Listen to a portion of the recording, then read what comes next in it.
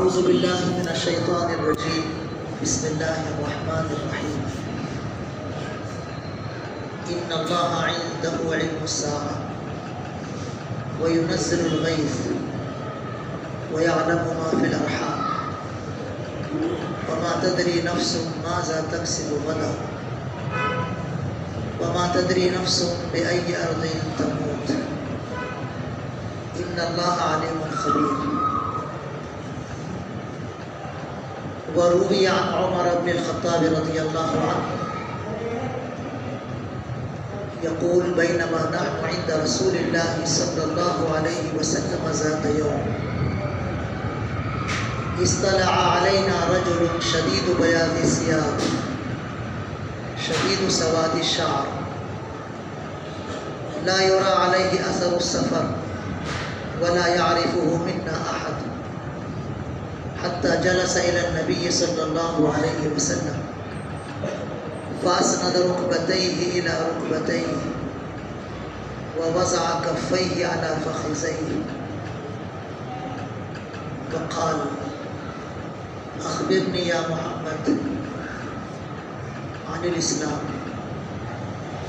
قال أن تشهد أن لا إله إلا الله وأن محمد رسول الله وتقيم الصلاة وتؤتي الزكاة وتصوم رمضان وتحج البيت إن استطعت إليه سبيلا.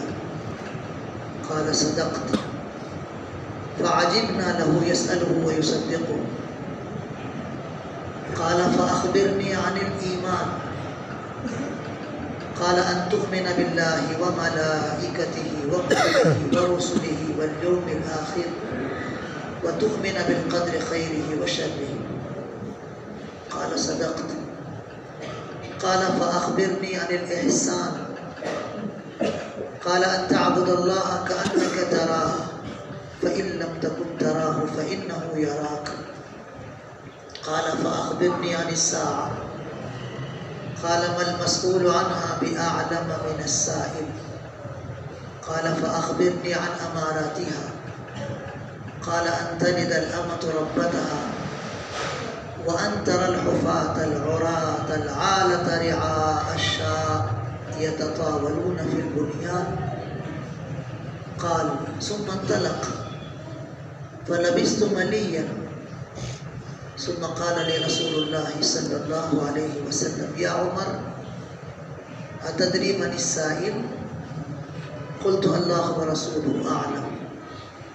قال فإنه جبرائيل أتاكم يعلمكم دينكم. ورواه أبو هريرة رضي الله عنه مع اختلاف وفيه وإذا رأيت الحفاة العراة الصم البكم ملوك الأرض في 5 لا يعلمهن إلا الله. ثم قرأ إن الله عنده علم الساعة وينزل الغيث إلى آخر الآية متفق عليه أو كما قال عليه الصلاة والسلام. محترم بھائیو بزرگوں دوستو، یہ جو آپ نے سنا ہے ایک قرآن کریم کی آیت ہے اور ایک حدیث جبرائیل ہے. کچھ احادیث کا نام مشہور ہے تو اس حدیث کا نام حضرت جبرائیل علیہ السلام کے نام سے موسوم ہے، مشہور ہے حدیث جبرائیل. اس حدیث میں بہت اہم معلومات دی گئی ہے.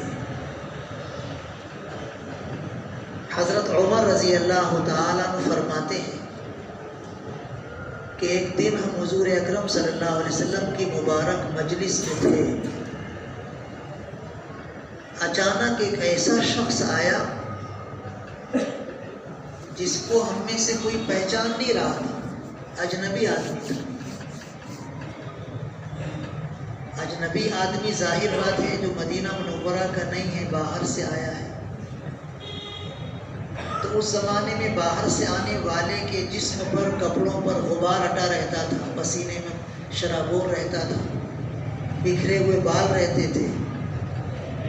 لیکن یہ شخص جو آیا تھا ہم میں سے کوئی اس کو پہچان نہیں رہا تھا، لیکن سفر کا کوئی بھی نام و نشان اس کے جسم پر، اس کے کپڑے پر بالکل نہیں تھا۔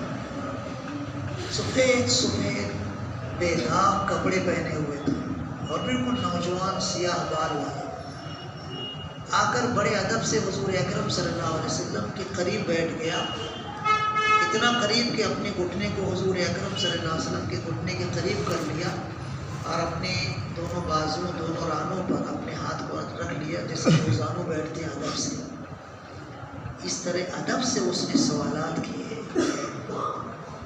حضرت عمر رضی اللہ عنہ اس کی حیت دیکھ کر تعجب میں تھے، باہر کا لگ رہا ہے، پہچان والا نہیں ہے، شناسا نہیں ہے، اور سفر کا کوئی نام و نشان بھی نظر نہیں آ رہا ہے، کون ہے یہ؟ اس نے حضور اکرم صلی اللہ علیہ وسلم سے کہا، اے محمد صلی اللہ علیہ وسلم، مجھے بتائیے اسلام کیا ہے؟ تو حضور اکرم صلی اللہ علیہ وسلم نے ارشاد فرمایا، اسلام یہ ہے کہ تو اس بات کی گواہی دے کہ اللہ کے سوا کوئی عبادت کے لائق نہیں، اور اس بات کی گواہی دے کہ حضرت محمد صلی اللہ علیہ وسلم اللہ کے رسول ہیں۔ ایک رکن اسلام یہ ہوا۔ پھر آپ نے فرمایا اسلام یہ ہے کہ تو نماز قائم کرے، یہ نماز کا دوسرا اہم رکن ہے۔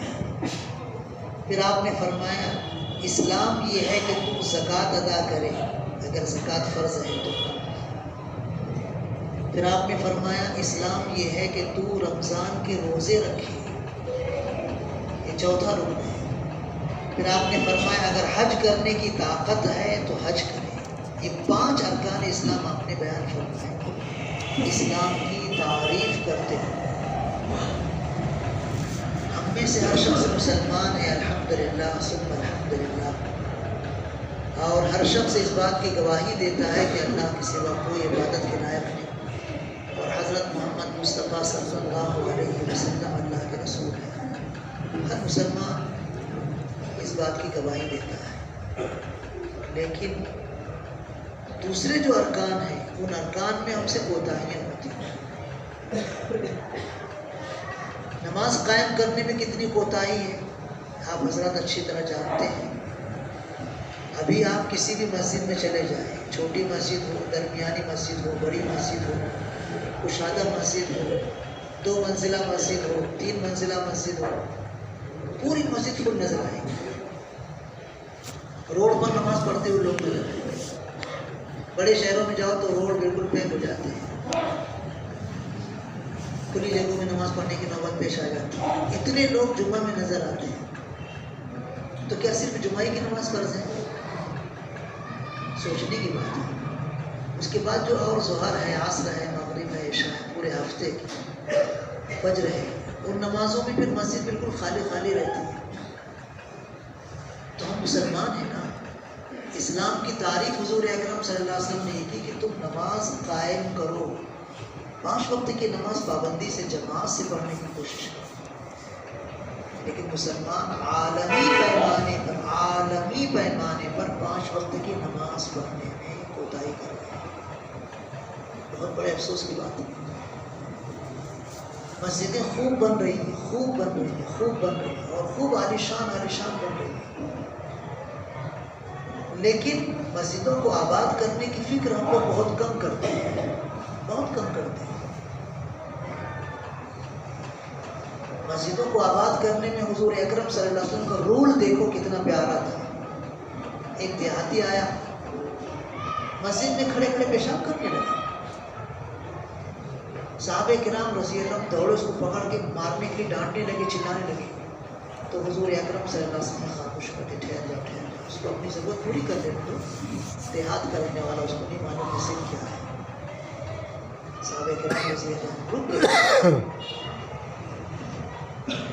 دیہاتی اپنی ضرورت پوری کر کے حضور اکرم صلی اللہ علیہ وسلم کے پاس حاضر ہوا۔ آپ نے اس کو سمجھایا کہ مسجد کیا ہے، بڑی محبت سے، بڑی اپنائیت سے، بہت قریب کر کے آپ نے اس کو سمجھایا کہ اللہ کا گھر ہے، یہاں اللہ کی عبادت کی جاتی ہے، نماز پڑھی جاتی ہے، اس جگہ کو پاک صاف رکھنا چاہیے، اس کو گندہ نہیں کرنا چاہیے۔ اس کو سمجھایا، اتنے اچھے انداز میں سمجھایا کہ پھر زندگی بھر اس نے کبھی کوئی ایسی حرکت نہیں کی۔ مسجد کا ایک حصہ گندا ہو گیا تو حضور اکرم صلی اللہ علیہ وسلم نے صحابہ کرام رضی اللہ عنہم سے ارشاد فرمایا کہ وہاں پانی کا ایک ڈول بہا دو، جگہ پاک ہو جائے گی، مسئلہ ختم ہو جائے گا۔ یہ ہے مسجد آباد کرنے کا ڈھنگ۔ مسجد میں آنے والے کو محبت دو، اپنائیت دو، آنے والے کو یہ محسوس ہونا چاہیے کہ ہاں ہم اللہ کے گھر آئے ہیں۔ کبھی کبھی آنے والا کوئی غلطی کرتا ہے، وضو کرنے میں غلطی کرتا ہے، نماز پڑھنے میں غلطی کرتا ہے، مسجد کے ادب و احترام میں غلطی کرتا ہے، تو ہم میں سے کتنے ایسے ہیں جو اس کو ڈانٹنے لگتے ہیں، کچھ تو مار بھی دیتے ہیں، کچھ ہکال دیتے ہیں مسجد سے۔ نہیں، یہ حرکتیں اچھی نہیں۔ مسجد میں آنے والا ہر مسلمان احترام کے لائق ہے، اس کو آپ اپنائیت دو، انسیت دو۔ مسجد میں اس کو اتنا اچھا لگے کہ مسجد کے باہر ہوٹل کے باکڑے پر اتنا اچھا نہ لگے، اخبار پڑھتے ہوئے اس کو اچھا نہ لگے، ساتھیوں کی محفلوں میں بیٹھ کر گپ شپ کرنا اچھا نہ لگے، بلکہ گھر میں بال بچوں کے ساتھ بھی اس کو اچھا نہ لگے، اللہ کے گھر ہی میں اس کو اچھا لگے، ایسا ماحول مسجدوں میں دو تو مسجد آباد ہوگی۔ حضور اکرم صلی اللہ علیہ وسلم کا طریقہ ایسا ہی تھا، آپ چاہتے تھے کہ مسجد 100% آباد رہے۔ ہم کو بھی ٹارگٹ اپنے سامنے رکھنا چاہیے کہ ہماری مسجدیں 100% آباد رہیں۔ حضرت مولانا محمد الیاس رحمۃ اللہ علیہ اپنی مبارک زندگی میں میوات پر محنت کی تھی، اور آپ کے مبارک ذہن میں یہ بات تھی کہ میوات کے علاقے میں 100% نماز زندہ کرنا۔ بڑی محنت کی، بڑی محنت کی، چھڑکیاں بھی کھائیں، حتیٰ کہ تھپڑ بھی کھائے، مار بھی کھائے، لیکن محنت کرتے رہے، محنت کرتے رہے۔ ایک دن وہ آیا کہ الحمدللہ ثم الحمدللہ میوات کے علاقہ 100% نمازی بنا۔ ناممکن نہیں ہے، ہو سکتا ہے، ہم کو کوشش کرنا چاہیے۔ ہم اپنے گھر سے آغاز کریں، ہمارے گھر کا کوئی بھی فرد بے نمازی نہ رہے، کوئی بھی فرد جو بالغ ہے بے نمازی نہ رہے۔ ہم اپنے گھر سے نماز کے قائم کرنے اور مسجد کو آباد کرنے کی ابتدا کریں۔ دوسروں کو تو ہم سمجھائیں گے ہی، ساتھیوں کو تو ہم سمجھائیں گے، پڑوس کے لوگوں کو تو ہم سمجھائیں گے، دوستوں کو تو ہم سمجھائیں گے۔ اپنے گھر سے ہم آغاز کریں مسجد کو آباد کرنے کی محنت۔ ہمارے گھر میں جتنے افراد ہیں بالغ، اگر وہ پابندی سے 5 وقت کی نماز پڑھنے لگ جائیں تو انشاءاللہ ہم آگے بڑھنے میں، کوشش میں کامیاب رہیں۔ ہم جس چیز پر عمل کرتے ہیں اس کے بارے میں جب دعوت دیں گے تو وہ دعوت مؤثر ہوگی، اس دعوت میں اثر ہوگی۔ ہمارے گھر کے تمام افراد نمازی ہوں، 5 وقت کی نماز، فجر کی نماز تک وہ پابندی سے ماشاءاللہ شوق کرنے والے ہیں، تو انشاءاللہ مسجد آباد رہیں۔ حضور اکرم صلی اللہ علیہ وسلم نے فرمایا رمضان کے روزے رکھو۔ رمضان کا مہینہ آتا ہے، اللہ کا کرم ہے، اللہ کا فضل ہے، چھوٹے چھوٹے معصوم بچے روزہ رکھتے ہیں، اور روزہ رکھنے میں ان کو جو شوق ہوتا ہے وہ قابل دید ہوتا ہے، قابل ستائش ہوتا ہے۔ لیکن یہ بھی ایک افسوسناک پہلو ہے ہمارے معاشرے کا کہ بہت سارے مسلمان ایسے ہیں جو ہٹے کٹے جوان رمضان میں پوڑی کھاتے رہتے ہیں دن میں، رمضان میں پان کھاتے رہتے ہیں دن میں، رمضان میں چائے پیتے رہتے ہیں مسلم محلوں میں دن میں، رمضان میں کھانا ول میں کھانا کھاتے رہتے ہیں مسلم محلوں کے کھانا والوں میں، پردہ لٹکا دیتے ہیں اندر کھا رہے ہیں۔ رمضان کے روزے کی تو اتنی اہمیت ہے کہ حضرت عمر رضی اللہ عنہ کوڑا لے کے رمضان کے مہینے میں گھومتے تھے۔ ایک نوجوان رمضان کے مہینے میں نشے کی حالت میں ڈولتا ہوا نظر آیا حضرت عمر رضی اللہ عنہ کے زمانے خلافت میں، جو سٹاسٹ کوڑے سے مارنے لگے، نالائق، کمبخت، بے شرم، بے حیا، ہمارے گھر میں چھوٹے چھوٹے بچے روزہ ہیں اور تو اتنا بڑا نوجوان ہو کر نشہ کیا ہے اس وقت، روزے کی حالت میں، روزے کے وقت میں۔ رمضان کے روزے ہمارے معاشرے میں رکھے جاتے ہیں، اس میں کوئی شک نہیں، اس کا کوئی انکار نہیں، لیکن ابھی بھی ہمارا معاشرہ بہت سارا ایسا ہے کہ رمضان کے روزوں میں کوتاہی کرتے ہیں۔ زکوٰۃ ادا کرو، زکوٰۃ اگر فرض ہے تو زکوٰۃ خوشی خوشی ادا کرنا چاہیے، یہ سوچ کر کہ اللہ کا حکم ہے، اللہ کا دیا ہوا مال اللہ کے نام میں خرچ کر رہا ہوں، اللہ اسے قبول کر لے، اور خوش ہونا چاہیے کہ اللہ کا دیا ہوا مال اللہ ہی کے نام میں نے خرچ کیا۔ اگر زکوٰۃ پوری مسلمان ادا کرنے لگ جائیں تو مسلم معاشرے سے غربت کا خاتمہ ہو جائے گا، غربت کا خاتمہ ہو جائے گا۔ ہماری زکوٰۃ یقیناً اکثر مسلمان ادا کرنے والے ہیں، لیکن پھر بھی کچھ مسلمان ایسے ہیں جو کوتاہی کرتے ہیں، یا تو زکوٰۃ ادا کرنے میں انداز سے دے دیتے ہیں یا زکوٰۃ ادا کرتے ہیں۔ کئی مسلمان ایسے ہیں کہ دینی ذہن نہ ہونے کی وجہ سے، دینی مزاج نہ ہونے کی وجہ سے بس کچھ خیرات کی شکل میں، کچھ صدقے کی شکل میں دے دی، لیکن جو نصاب ہے زکوٰۃ کا، اس کا جو حساب ہے زکوٰۃ دینے کا، باقاعدہ وہ حساب کر کے نہیں دیتے، جو من میں آتا ہے دے دیتے ہیں۔ حالانکہ زکوٰۃ ادا کرنا یہ مسلم معاشرے کے لیے معاشی بنیاد ہے۔ اگر یہ بنیاد ہماری ٹھوس رہی، مضبوط رہی، تو ہمارا معاشرہ کبھی غریب نہیں رہے گا، خوشحال رہے گا۔ مسلم معاشرے میں زکوٰۃ کی ادائیگی یہ خوشحالی کا ذریعہ ہے اور اللہ کی طرف سے رضا کا سبب ہے۔ حضور اکرم صلی اللہ علیہ وسلم کی مبارک خدمت میں کوئی زکوٰۃ کا مال لا کر دیتا تھا، آپ اس کا نام لے کر دعا دیتے تھے، کتنی بڑی خیر و برکت ہے، نام لے کر دعا دیتے تھے، اے اللہ فلاں کے مال میں برکت عطا کر، فلاں پر رحمت عطا کر۔ اور اگر حج کی استطاعت ہے، حج کرنے کی طاقت ہے تو حج کرنا چاہیے۔ یہ 5 ارکان اسلام حضور اکرم صلی اللہ علیہ وسلم نے بیان فرمائے۔ تو حضرت وہ جو نوجوان تھے، کالے کالے بال والے، سفید سفید اجلے اجلے لباس والے، وہ اس جواب کو سن کر کہنے لگے صدقتا، اے اللہ کے رسول آپ نے سچ کہا۔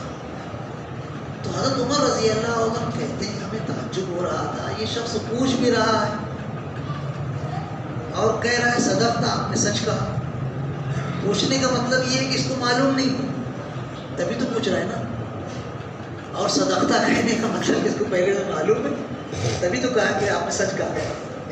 کون ہے یہ؟ کچھ سمجھ میں نہیں آ رہا ہے، اجنبی ہے، پہچان میں بھی نہیں آ رہا ہے، اور جانکار معلوم ہوتا ہے۔ پھر اس نے دوسرا سوال کیا، اس نے حضور اکرم صلی اللہ علیہ وسلم سے عرض کیا، اللہ کے رسول بتائیے ایمان کیا ہے؟ پہلے اسلام کا پوچھا اس نے، پھر اس کے بعد اس نے کہا ایمان کیا ہے؟ تو اللہ کے لاڈلے حبیب صلی اللہ علیہ وسلم نے ارشاد فرمایا ایمان یہ ہے کہ تو اللہ پر ایمان لائے، اللہ کے فرشتوں پر ایمان لائے، اللہ کی کتابوں پر ایمان لائے، اللہ کے رسولوں پر ایمان لائے، آخرت کے دن پر ایمان لائے، اور تقدیر خیر اور شر اللہ کی طرف سے اس پر ایمان لائے۔ یہ 6 ارکان آپ نے بیان کیا۔ اسلام کے 5 ارکان ہیں، ایمان کے 6 ارکان۔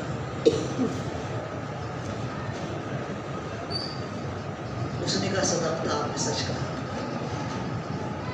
ایمان سیکھنے کی چیز ہے، اسلام سیکھنے کی چیز ہے۔ صحابہ کرام رضی اللہ عنہ آپس میں بیٹھتے تھے، آؤ ہم اپنے ایمان کو تازہ کریں، آؤ ہم اپنے ایمان کو سیکھیں، ایمان کا مذاکرہ کریں۔ یہ 6 ارکان ایمان کے اتنے اہم ہیں کہ خدا نہ خواستہ، ثم خدا نہ خواستہ اگر ان 6 میں سے ایک پر بھی ایمان نہیں رہا تو نعوذ باللہ من ذالک، ہم ایمان سے محروم ہیں، العیاذ باللہ ثم العیاذ باللہ۔ اللہ پر ایمان لانے کا مطلب یہ ہے کہ اللہ کو ہم ایک مانیں، اللہ اپنی ذات میں بھی ایک ہے، اللہ اپنی صفات میں بھی ایک ہے، اللہ اپنے اختیارات میں بھی ایک، اپنے تصرفات میں بھی ایک ہے، اس کا کوئی شریک نہیں، کوئی ساجی نہیں، کوئی اس جیسا نہیں، لیس کمثلہ شیء، اللہ جیسا کوئی نہیں۔ پیغمبروں جیسے پیغمبر ہیں،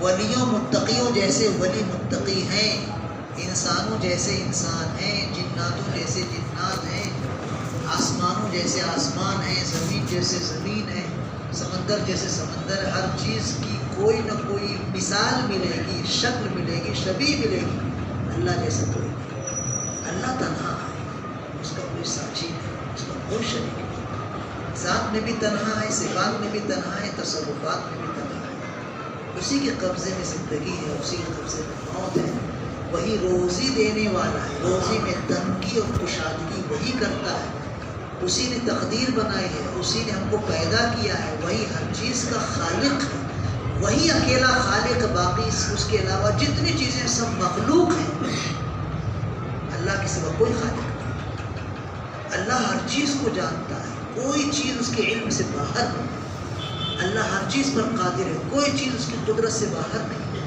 اللہ ہمیشہ رہنے والا ہے، کبھی اس کو موت نہیں آئے گی، کبھی اس کو زوال نہیں، ہر چیز پہ نہ ہو جائے گی۔ کل شیء ہالک الا وجہ، قرآن میں نہ پڑھ، کل شیء ہالک الا وجہ، ہر چیز پہ نہ ہونے والی ہے لیکن اللہ کی ذات پہ نہ ہونے والی ہے۔ یہ جو اللہ کی صفات ہے، یہ جو اللہ کے اختیارات ہیں، ان کا پورا یقین ہونا چاہیے۔ یہ اللہ پر ایمان کا مطلب ہے۔ ایمان جتنا مضبوط ہوگا اتنا ہم اللہ سے قریب ہوں گے، اتنا ہم اللہ سے قریب ہوں گے، اتنا اللہ کا قرب ہم کو حاصل ہوگا اور اللہ کی توجہ، اللہ کی رحمت ہماری طرف مائل ہوگی، متوجہ ہوگی۔ ہم یہ یقین رکھتے ہیں کہ اللہ ہی روزی دینے والا ہے، ہم یقین رکھتے ہیں کہ اللہ ہی کے قبضے قدرت میں روزی دینا ہے، لیکن کبھی کبھی جیسے روزی میں تنگی ہو گئی تو ہم لوگ پریشان ہو جاتے ہیں، ہم لوگ پریشان ہو جاتے ہیں، ہمارا ذہن پھر اللہ سے کسی اور طرف چلا جاتا ہے۔ نہیں، بالکل اللہ ہی کی طرف رہنا چاہیے۔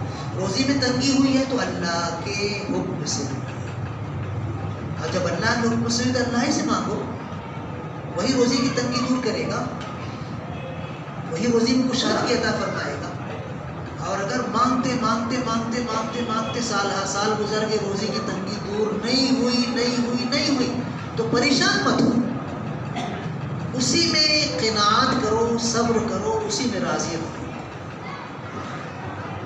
اللہ کی تقدیر پر راضی رہو ایک دم اطمینان سے، جیسے صحابہ کرام رضی اللہ عنہم تھے، جیسے انبیاء کرام علیہ السلام تھے۔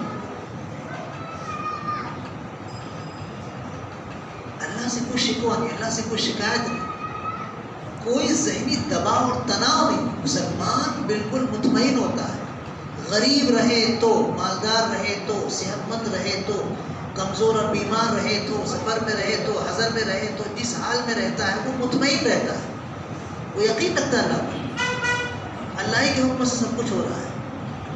کوشش کرو کچھ حاصل کرنے کے لیے، جائز مقاصد حاصل کرنے کے لیے کوشش کرو، دعائیں مانگو، لیکن کوشش کرنے پر بھی اگر نہیں ملا، دعا مانگنے کے بعد بھی نہیں ملا تو ٹینشن میں مبتلا مت ہو، ذہنی دباؤ میں مبتلا مت ہو، ذہنی تناؤ میں مبتلا مت ہو، اور سکون رہو کہ اللہ کو یہ منظور ہے، جب کوئی بات نہیں۔ نفسیاتی طور پر اگر آپ پرسکون رہیں گے، نماز میں بھی آپ کا جی لگے گا، قرآن کی تلاوت میں بھی آپ کی طبیعت لگے گی، آپ جو معمولات میں مصروف رہتے ہیں اس میں بھی آپ کو بہت اچھا لگے گا، نہیں تو آپ کو کسی چیز میں بھی اچھا نہیں لگے گا۔ اللہ پر ایمان لاؤ، اللہ کی وحدانیت کو مانو، اللہ کی اطاعت کرو، اللہ کی عبادت کرو، اللہ کے سوا کسی اور کی عبادت نہیں ہونی چاہیے۔ اللہ کے فرشتوں پر ایمان لاؤ۔ اللہ کے فرشتوں پر ایمان لانے کا مطلب یہ ہے کہ اللہ نے فرشتوں کو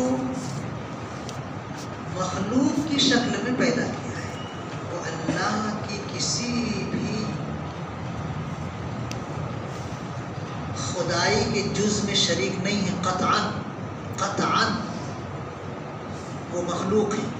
اللہ نے ان کو پیدا کیا ہے نور سے، اور اللہ نے جو ان کو کرنے کا حکم دے دیا وہی کام وہ کرتے ہیں، اس سے ہٹ کر نہیں، نافرمانی ان کی فطرت میں ہے ہی نہیں۔ فرشتوں کے بارے میں یہ ذہن میں خیال ہونا چاہیے کہ وہ اللہ کی مخلوق ہے، خدائی میں شریک نہیں ہے، نعوذ باللہ من ذالک۔ حضرت جبریل علیہ السلام فرشتوں میں سب سے زیادہ اللہ کے مقرب ہیں، سب سے زیادہ، ایک مرتبہ حضور اکرم صلی اللہ علیہ وسلم نے کہا اے جبرائیل تم ذرا جلدی جلدی آیا کرو. تو حضرت جبریل علیہ السلام کی زبان سے ان کی بات اللہ نے قرآن میں نازل کی وحی کی شکل میں وما نتنزل الا بامر ربک.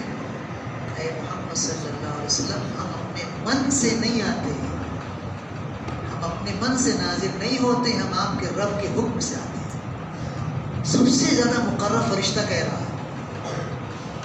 آپ کی تمنا ہے ٹھیک ہے, لیکن جب تک اللہ کا حکم نہیں ہوگا ہم نہیں آ سکتے, وہ نہیں آ سکتے. یہ فرشتے ہیں, فرشتوں کا یہ مزاج, فرشتوں کی فطرت ہے. لا یعصون اللہ ما امرهم ویفعلون ما یؤمرون. جو ان کو کرنے کا حکم دیا جاتا ہے وہی کرتے ہیں, اس کے علاوہ کچھ نہیں کرتے.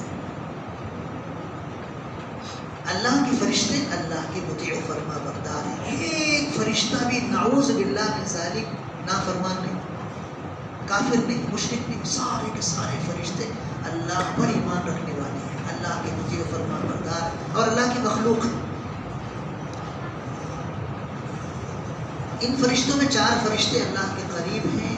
چاروں کو اہم کام اللہ نے کیا ہے. حضرت جبریل علیہ السلام پیغمبروں کے پاس اللہ کا پیغام پہنچانے کا کام, وحی کا. قوموں میں اللہ کا عذاب نازل کرنے کا کام حضرت جبریل علیہ السلام کو معمول کیا گیا ہے, حکم دیا گیا ہے. کس میں کیا گیا ہے؟ حضرت جبریل علیہ السلام رحمت کے فرشتے ہیں. ایک مرتبہ حضرت جبریل علیہ السلام نے اللہ کے حکم سے حضور اکرم صلی اللہ علیہ وسلم سے وعدہ فرمایا کہ رات میں مانگوں گا. حضور اکرم صلی اللہ علیہ وسلم انتظار کرتے رہے, نہیں آئے. رات بے چینی میں گزری. حضرت جبریل علیہ السلام وعدہ کیے تھے, کبھی آج تک وعدہ خلافی نہیں کی. کیوں نہیں آئے, بے چین تھے. دوسرے دن آپ کو کچھ محسوس ہوا, چارپائی کے نیچے کتے کا ایک پلا تھا, اس کو باہر نکالا گیا, وہاں پانی چھڑک کر صاف کیا گیا. تو دوسرے دن حضرت جبریل علیہ السلام تشریف لائے. حضور اکرم صلی اللہ علیہ وسلم نے پوچھا ہے جبریل تم وعدہ کیے تھے نا کل رات آنے کا, کیوں نہیں آئے؟ تو کہا اللہ کے رسول جس گھر میں کتا ہو یا جاندار کی تصویر ہو اس گھر میں ہم رحمت کے فرشتے نہیں آتے. حضرت جبریل علیہ السلام رحمت کے فرشتے ہیں. یہ بات اچھی طرح ذہن میں رہنا چاہیے. جس گھر میں کتا ہو, جس گھر میں جاندار کی تصویر ہو اس گھر میں رحمت کے فرشتے نہیں آتے. حضور اکرم صلی اللہ علیہ وسلم نے یہ بات صحابہ کرام رضی اللہ عنہ کو بتائی کہ جاندار کی تصویریں گھر میں مت رکھو. ایک مرتبہ حضرت عائشہ رضی اللہ تعالیٰ عنہ ان کو نہیں معلوم تھا. حضور اکرم صلی اللہ علیہ وسلم سفر سے آنے والے تھے,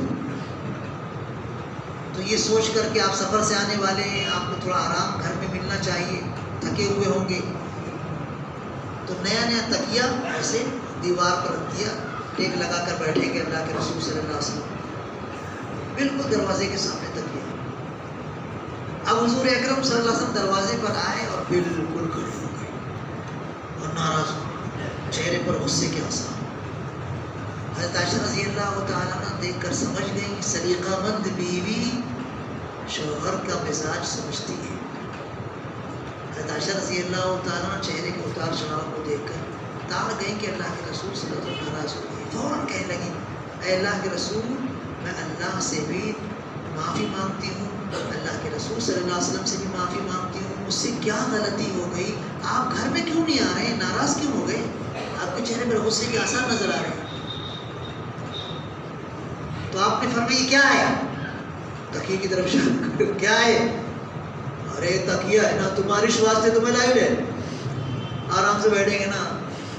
اس پہ ناراض ہو رہے, میرے کیا معلوم کہ میں ناراض ہوں. تو حضرت عائشہ رضی اللہ عنہ کے مطمئن ہونے پر آپ نے کہا سنجیدگی سے کہا اس پر جاندار کی تصویر بنی ہوئی ہے، اس لیے میں گھر میں نہیں آ رہا ہوں۔ جس گھر میں جاندار کی تصویر ہوتی ہے اس گھر میں رحمت کے فرشتے نہیں آتے۔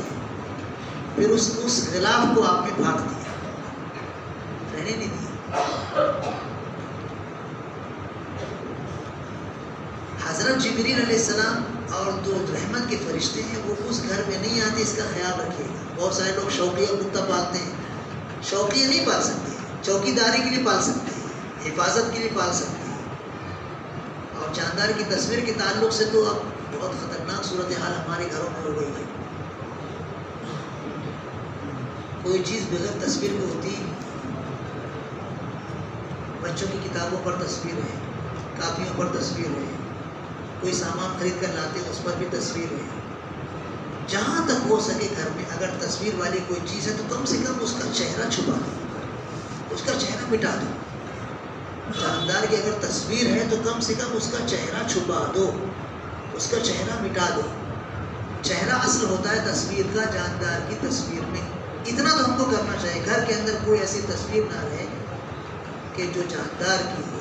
ہاں اگر مان لو کوئی ہمارا سرکاری کام کا کاغذ ہے، اس کے لیے فوٹو ضروری ہے، پاسپورٹ ہے یا آئی کارڈ ہے یا اور کوئی ہمارے لیے ضروری کیا کہتے ہیں کاغذ ہے، اس میں اگر تصویر ہے تو کوئی بات نہیں۔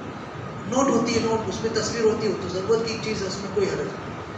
لیکن جو ضرورت کی چیز نہیں ہے، شوقیہ طور پر گھر کے اندر جاندار کی تصویریں جہاں تک ہو سکے نہیں آنے دینا چاہیے۔ فرشتے اللہ کے مطیع و فرما بردار بندے ہیں، مخلوق ہیں۔ 4 فرشتوں میں سے حضرت جبریل علیہ السلام کو یہ کام اللہ نے دیا ہے۔ ایک ہے حضرت اسرائیل علیہ السلام، جن کو اللہ نے روح قبض کرنے کی خدمت دی ہے۔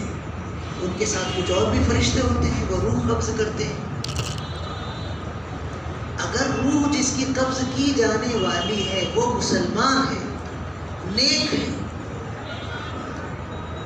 تو حضرت اسرائیل علیہ السلام اور ان کے ساتھ جو فرشتے ہوتے ہیں بڑے ادب اور احترام سے آ کر سلام کرتے ہیں، بہت خوشبودار جنت کا کفن کرتے ہیں، مخمل کا بہت ہی آرام دہ، اور کہتے ہیں پاکیزہ روح جو پاکیزہ جسم میں ہے، چل اللہ کی رضا اور اللہ کی رحمت کی طرف۔ ایسی نرمی سے وہ روح نکالتے ہیں جیسے مشکیزہ، ایسے وہ ڈیلو تو بھل بھل بھل بھل پانی نکل آئے، کوئی تکلیف نہیں۔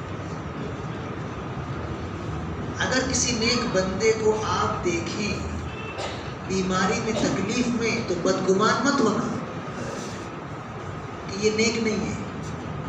جس وقت روح نکلتی ہے اس وقت نیک مسلمان کی روح آسانی سے نکالی جاتی ہے۔ اس سے پہلے کی تکلیف کا کوئی اعتبار نہیں، اس سے پہلے کی تکلیف کا کوئی اعتبار نہیں۔ جس وقت روح نکلتی اس وقت مسلمان جو نیک ہو ایک دم آسانی سے روح نکالی جاتی ہے۔ حضور اکرم صلی اللہ علیہ وسلم کو بیماری میں تکلیف تھی، لیکن جب آپ کی روح مبارک پرواز ہوئی ہے تو حضرت عائشہ صدیقہ رضی اللہ تعالیٰ عنہ فرماتی ہیں کہ آپ میرے سینے سے ٹیک لگا کر بیٹھے ہوئے تھے۔ اللہ کے لاڈلے حبیب صلی اللہ علیہ وسلم اپنی بیوی کے سینے سے ٹیک لگا کر بیٹھے ہوئے۔ خانگی زندگی، گھریلو زندگی، بیوی کے ساتھ والی زندگی کتنی اہم ہے، اس کا اندازہ ہے۔ کسی مسلمان کی روح کا سجدے کی حالت میں قبض ہوتی ہے، سب کہتے ہیں واقعی کیا قابل رشک اور کیا خوش نصیب ہے۔ صحیح ہے، بالکل صحیح ہے، سجدے کی حالت میں روح کا پرواز ہونا بہت اچھی بات ہے، بہت اچھی بات ہے۔ کوئی قرآن کی تلاوت کرتے کرتے تالاب سے گر گئے، لیٹ گئے، روح پرواز ہو گئی، بہت اچھی بات ہے۔ اللہ کا کلام پڑھتے پڑھتے روح قبض ہوئی ہے، کوئی بھی نیک عمل کرتے کرتے روح قبض ہوئی، بہت اچھی بات ہے، بہت اچھی بات ہے۔ اللہ کے نام جہاد کرتے کرتے روح قبض ہوئی، بہت اچھی بات ہے۔ لیکن حضور اکرم صلی اللہ علیہ وسلم کی روح کس حال میں قبض ہوئی ہے؟ حضرت عائشہ صدیقہ رضی اللہ عنہا فرماتی ہیں کہ میرے سینے سے آپ ٹیک لگا کر بیٹھے، آپ کو سہارا دے کر بیٹھے۔ میرا بھائی مسواک لے کر آیا، حضور اکرم صلی اللہ علیہ وسلم کو مسواک بہت پسند تھی، بہت زیادہ بہت زیادہ بہت زیادہ۔ آپ فرماتے ہیں کہ حضرت جبریل علیہ السلام نے مجھے ایک مسواک کرنے کی اتنی تاکید کی کہ مجھ کو لگتا تھا جیسے فرض عمل ہے، فرض اتنی آپ مسواک کرتے تھے کہ مسوڑے مبارک چھل جاتے تھے. آپ فرماتے ہیں اگر میری امت پر مجھے تکلیف اور مشقت کا ڈر نہ ہوتا تو میں مسواک کو فرض کر دیتا. لیکن مسواک فرض نہیں ہے، وہ سنت ہے. مسواک کرنا چاہیے. مسواک ہمیشہ ہمارا شعار رہنا چاہیے. حضور اکرم صلی اللہ علیہ وسلم مسواک بہت کرتے تھے. اب حضرت عائشہ رضی اللہ عنہ فرماتے ہیں کہ میرے بھائی آئے، مسواک ان کے ہاتھ میں تھی، تو حضور اکرم صلی اللہ علیہ وسلم مسلسل ایسے مسواک کو دیکھنے لگے. میں سمجھ گیا کہ اللہ کے رسول صلی اللہ علیہ وسلم مسواک کرنا چاہتے ہیں. میں نے اپنے بھائی سے کہا لاؤ مسواک دو. مسواک انہوں نے دیا، حضور اکرم صلی اللہ علیہ وسلم کو میں نے دیا، لیکن نقاہت اتنی زیادہ تھی، کمزوری اتنی زیادہ تھی کہ آپ چبا نہیں سکے. کمزوری بہت زیادہ تھی. تو حضرت عائشہ رضی اللہ عنہ فرماتی کہ میں نے اپنے منہ میں ڈال کر چبایا. دیکھو بیوی اور شوہر کا کیا تعلق ہوتا ہے. حضرت عائشہ رضی اللہ عنہ فرماتی کہ میں نے اپنے منہ میں ڈال کر وہ مسواک چبایا، چبا کر نرم کیا، نرم کر کے حضور اکرم صلی اللہ علیہ وسلم کو دیا. آپ نے مسواک کیا. تو فرماتی فخر کے طور پر کہ میرا لعاب اور حضور اکرم صلی اللہ علیہ وسلم کا لعاب آخری وقت میں مل گیا. یہ ان کی خوبی ہے، یہ ان کی فضیلت ہے. حضرت عائشہ رضی اللہ عنہ فرماتی ہے کہ مسواک کرنے کے بعد پھر آپ نے اپنا دست مبارک ایسے آسمان کی طرف بلند کیا اور کہا اللہم الرفیق الاعلیٰ، اے اللہ میں اعلیٰ قسم کے رفقا کے ساتھ ملنا چاہتا ہوں. بس اتنا کہا آپ نے اور آپ کا دست مبارک ایسے زمین پر آ گیا. حضرت عائشہ صدیقہ رضی اللہ تعالیٰ فرماتی مجھے محسوس بھی نہیں ہوا کہ اللہ کے رسول صلی اللہ علیہ وسلم کی پاکیزہ روح پرواز کی اتنی آسانی سے. اسرائیل علیہ السلام جب کسی مسلمان نیک بندے کے پاس آتے ہیں روح قبض کرنے کے وقت بہت آسانی سے روح قبض کرتے ہیں اور بہت احترام سے اس کو لے جاتے ہیں. آسمانوں میں ان کا استقبال ہوتا ہے. اللہ اپنی رضا کا اظہار فرماتا ہے. قبر میں بہت احترام سے رکھ دیا جاتا ہے. پھر سوالات ہوتے ہیں، جوابات دیتے ہیں، اور پھر جنت کی جو نعمتیں ہیں ان کے کچھ کیا کہتے ہیں آثار و نشان قبر میں برزخ کی زندگی میں ان کو نظر آنے لگتے ہیں. اور اگر کافر ہو، منافق ہو، فاسق و فاجر ہو تو اسرائیل علیہ السلام انتہائی بھیانک شکل میں آتے ہیں، انتہائی بھیانک شکل میں آتے ہیں اور بہت ہی کھردرا، بہت ہی بدبودار، بہت ہی سخت قسم کا ڈانٹ لاتے ہیں اور آ کر ڈانٹتے ہیں اے خبیث روح جو خبیث جسم میں ہے، چل اللہ کی ناراضگی کی طرف. اتنی زور سے ڈانٹتے ہیں کہ وہ روح اس جسم میں دوڑنے لگتی ہے، بے چین ہو کر بھاگنے لگتی ہے. تو اس کو اتنی طاقت کے ساتھ، اتنی قوت کے ساتھ، اتنی سختی کے ساتھ کھینچتے ہیں، روح نکالتے ہیں. حضور اکرم صلی اللہ علیہ وسلم نے ارشاد فرمایا ایسا ہوتا ہے محسوس جیسے کسی خاردار جھاڑی پر گیلا ریشم ڈال کر کھینچا جائے تو تار الگ ہو جائے. انتہائی تکلیف، انتہائی تکلیف. یہ عزرائیل علیہ السلام روح قبض کرنے والے فرشتے. ہمیں چاہیے کہ ہم اپنے آخری وقت کی تیاری کریں، اللہ کو راضی کرنے والے اعمال کریں، ناراض کرنے والے اعمال نہ کریں. ایک نہ ایک دن ہم کو جانا ہے، کسی بھی حال میں رہے ہم کو ایک نہ ایک دن جانا ہے. غریب مسلمان ہو، مالدار مسلمان ہو، صحت مند ہو، طاقتور ہو، کمزور ہو، بیمار، ہر ایک کو جانا ہے. کوئی ہمیشہ رہنے کے لیے کل نفس ذائقۃ الموت، ہر نفس کو موت کا مزہ چکھنا حقیقت ہے، اس کا کوئی انکار نہیں کر سکتا. کوئی کافر، کوئی ملحد، کوئی مشرک موت کا انکار کر ہی نہیں سکتا. اسرائیل علیہ السلام اللہ کے فرشتے ہیں، ان کے ذمہ اللہ نے کیا کام دیا ہے؟ روح قبض کرنے کا. ایک فرشتے ہیں حضرت میکائیل علیہ السلام، ان کے ذمہ اللہ نے بارش کا نظام دیا ہے، زمین میں خوشحالی، روزی عام کرنے کا نظام دیا ہے. بارش کا نظام، خوشحالی کا نظام، شادابی کا نظام، سرسبزی کا نظام حضرت میکائیل علیہ السلام کے ذمہ ہے.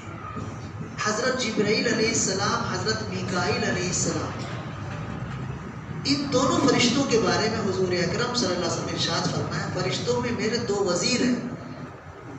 اللہ کے رسول صلی اللہ علیہ وسلم کا دوبارہ کے ارشاد ہے فرشتوں میں میرے دو وزیر ہیں، ایک جبرائیل اور ایک میکائیل۔ غزوہ احد میں ایک صحابی رضی اللہ عنہ کہتے ہیں جب بہت عجیب صورتحال تھی، مسلمان بہت سارے میدان جنگ سے چلے گئے تھے، کتنے مسلمان شہید ہو گئے تھے، کتنے مسلمانوں کی لاشیں عجیب انداز میں پڑی ہوئی تھی، کسی کے ہاتھ کٹے ہوئے ہیں، کسی کے چہرے کو بگاڑ دیا گیا ہے، عجیب عجیب شکلیں تھیں، بہت عجیب افراتفری تھی، انتشار تھا۔ تو وہ صحابی کہتے ہیں میں نے دیکھا حضور اکرم صلی اللہ علیہ وسلم کے دائیں بائیں دو سفید سفید لباس پہنے ہوئے پوری قوت کے ساتھ آپ کا دفاع کر رہے تھے۔ تو انہوں نے حضور اکرم صلی اللہ علیہ وسلم پوچھا تو آپ نے فرمایا وہ جبریل اور میکائیل تھے۔ حضرت جبریل علیہ السلام، حضرت میکائیل علیہ السلام حضور اکرم صلی اللہ علیہ وسلم کے فرشتوں میں دو وزیر ہیں، اور آپ نے ارشاد فرمایا انسانوں میں میرے دو وزیر ہیں، ایک ابو بکر ہیں رضی اللہ عنہ، ایک حضرت عمر ہے رضی اللہ عنہ۔ یہ دونوں وزیر ہیں حضور اکرم صلی اللہ علیہ وسلم کی دنیا میں۔ چوتھے فرشتے ہیں حضرت اسرافیل علیہ السلام، ان کے ذمہ سور پھونکنے کا اللہ نے حکم دیا ہے، کام دیا ہے۔ حضور اکرم صلی اللہ علیہ وسلم ارشاد فرماتے ہیں